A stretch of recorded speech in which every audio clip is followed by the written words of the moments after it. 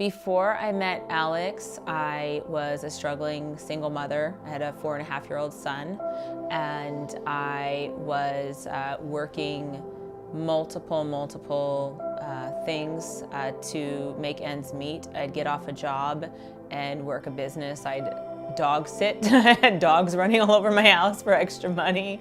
I was driving people to the airport and getting $5 for a ride and parking people's cars on my parking lot for rental money, and just round the clock. I didn't sleep but 4 hours a night. I almost never saw my son because I had rotating babysitters. I could barely eat. My house was getting ready to be in foreclosure. Bill collectors calling me left and right.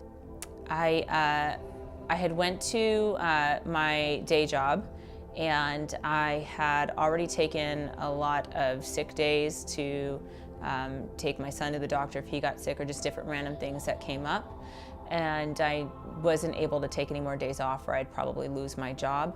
And I had received a phone call from my son's babysitter while I was at work saying that she had gotten a job on Mondays that paid more money, and she couldn't watch my son on Mondays. And in that moment, I kind of went to the work restroom and hid and cried in a stall because I didn't know what I could do. You have to work your job Monday to Friday, and I had nobody else to watch my son. So I kind of just knew in that moment that I had to do something different, and I already couldn't pay the bill, so I had to just quit. And so I did. I just quit my job without a backup plan because everything else was already going wrong. So might as well quit so I could clear my head and figure something out, because at the pace I was going, I couldn't even think. I wanted my son to be able to have my time. I wanted my son to be able to have a sense of, because he didn't know anything was wrong with, financially, he's too young to understand that I hid everything from him, smiled and everything, and made everything right for him. He didn't know anything was wrong. But the one thing that he did want was my time. He was always upset that I was always leaving somewhere else. He was with the sitters so much for such a period of time that my son didn't speak English for a long period of time because the sitters that I had for him were from Mexico, and I was trying to learn Spanish as fast as I can to communicate with him. So there were times where we were speaking Spanglish to each other, but we couldn't. It was that time. We needed that time. I just wanted him to know how loved he was. I didn't want to miss those important years. I wanted to be able to talk to him. I wanted to be able to know what was important to him. What excites him, everything about him, and I wanted him to know everything about me. I wanted that time to instill the things that I felt are important for him as a man moving forward.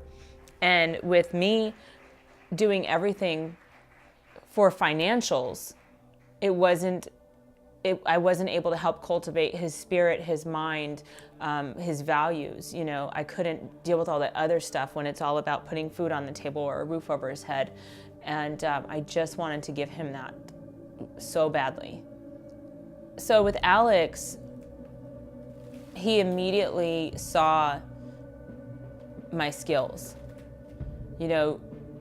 First and foremost, with the system that he had, in this business that he is just so phenomenal with, I saw it because of my background. I instantly understood what I had right before me. And so when I went to town on that, he instantly would see certain things and give me more tasks, which would then accelerate my income earning process. And it also helped me feel the value again, as not just a mom, but a businesswoman. Before I was a mom, I was an extraordinary businesswoman. And I was very successful and very good at what I did. And when I became a mom, that was my priority. And I'd never found anything before this that allowed me to be both. And with Alex, he loves family. You know, he respects family. He's great with kids.